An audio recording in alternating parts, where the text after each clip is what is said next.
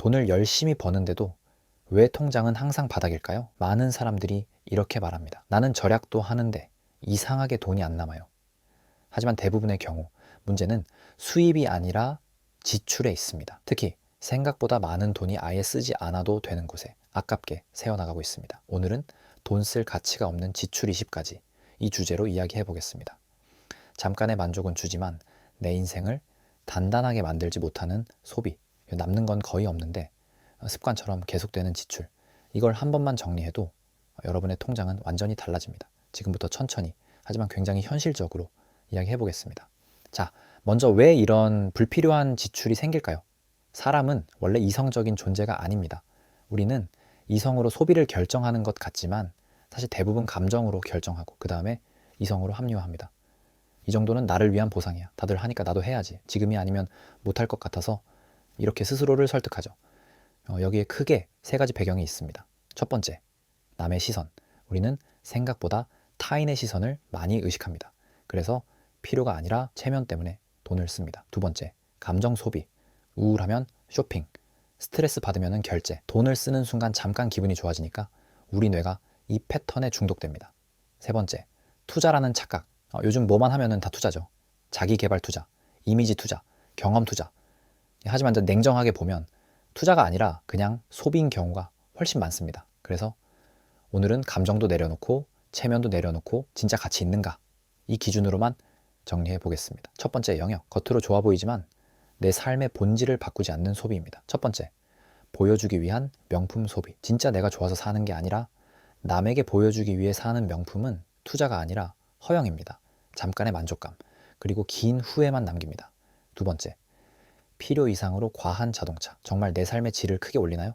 아니면 내 자존심을 잠깐 채워줄 뿐인가요? 이 질문 하나면 답이 나옵니다. 세 번째, 과하게 꾸미는 결혼식, 과한 이벤트 비용, 남들에게 보여주기 위한 의식에 쓰는 돈, 끝나고 남는 건 사진뿐입니다. 네 번째, 브랜드 집착 소비. 같은 기능, 같은 역할, 그런데 굳이 더 비싼 브랜드여야만 한다면 그건 실용이 아니라 나를 증명하고 싶은 욕구일 가능성이 큽니다. 다섯 번째, 과도한 선물 경쟁. 저 사람이 이만큼 했으니까 나는 더 해야지. 이건 진짜 관계가 아니라 그냥 감정 거래입니다. 여섯 번째, 취미보다 장비가 먼저 오는 소비. 정말 좋아하는 취미라면 장비가 없어도 합니다. 잠깐 반짝하다 사라지는 취미라면 그건 취미가 아니라 욕망이었을 뿐입니다. 일곱 번째, 과시성 모임, 자리값, 술값.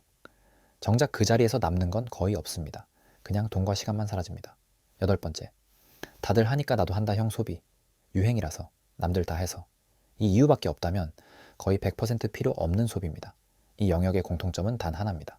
내 삶을 위한 소비가 아니라 타인의 시선을 위한 소비라는 점입니다. 두 번째 영역, 불안을 달래기 위한 소비입니다. 아홉 번째, 스트레스를 풀기 위한 충동 구매. 오늘 힘들었으니까 이 정도는 괜찮지. 문제는 그 오늘이 매일이라는 겁니다. 열 번째, 세일, 할인, 행사만 보면 사는 소비. 정작 중요한 건 싸게 샀냐가 아니라 필요해서 샀냐입니다. 세일은 우리를 돕는 게 아니라 우리를 설득하는 장치일 뿐입니다. 11번째, 안 쓰는 구독 서비스. 구독이라는 단어는 편해 보이죠. 하지만 실제로는 매달 자동으로 빠져나가는 고정 지출입니다. 12번째, 자존감을 돈으로 채우는 소비. 이 정도는 써야 나도 뭐라도 된 것 같지. 이건 소비가 아니라 감정 보상 장치일 뿐입니다. 13번째, 과한 보험과 불필요한 금융상품. 불안을 이용하는 산업이 많습니다. 혹시 모르니까요. 이 말 하나로 매달 돈이 빠져나가고 있다면 한 번은 냉정하게 점검해야 합니다.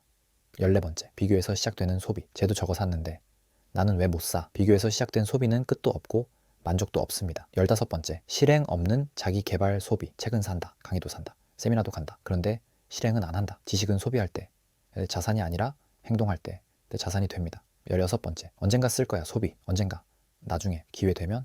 그 언젠가는 대부분 오지 않습니다.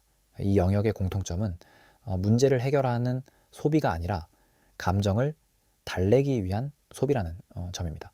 여기서 한 사람의 이야기를 해볼게요. 연봉도 괜찮고 능력도 좋은 사람이 있었습니다. 하지만 그 사람은 늘 이렇게 말했습니다. 나는 정말 열심히 사는데 왜 돈이 안 남을까? 그래서 3개월 동안 그 사람의 지출을 하나씩 점검해 봤습니다. 그리고 놀라운 사실을 발견했습니다. 돈이 부족한 게 아니었습니다. 문제는 돈을 쓰는 기준이 없다는 거였습니다. 그래서 저는 그에게 단 하나의 질문만 던졌습니다. 이 소비는 당신의 삶을 더 단단하게 만들어주나요? 아니면 그냥 잠깐 기분만 좋게 해주나요? 그 질문 하나로 그 사람의 소비 구조는 완전히 바뀌었습니다. 그리고 1년 뒤 그 사람은 이렇게 말했습니다. 이상하게 돈이 모이니까 마음이 훨씬 안정돼요. 돈이 행복을 사는 건 아닌데 마음의 자유를 주네요. 이제 정리해 보겠습니다. 사람을 가난하게 만드는 건 돈이 적어서가 아닙니다. 방향 없는 소비, 기준 없는 소비, 감정에 휘둘리는 소비, 이 세 가지입니다. 앞으로 돈을 쓸 때 이 질문 하나만 기억해 주세요. 이 소비는 내 인생을 더 단단하게 만들어주는가? 돈은 그냥 쓰라고 있는 게 아닙니다. 돈은 내가 어떤 삶을 살고 싶은지 선택하게 해주는 굉장히 중요한 도구입니다. 오늘 이야기가 여러분의 지갑만 지키는 것이 아니라 여러분의 삶까지 지켜주는 기준이 되었으면 좋겠습니다.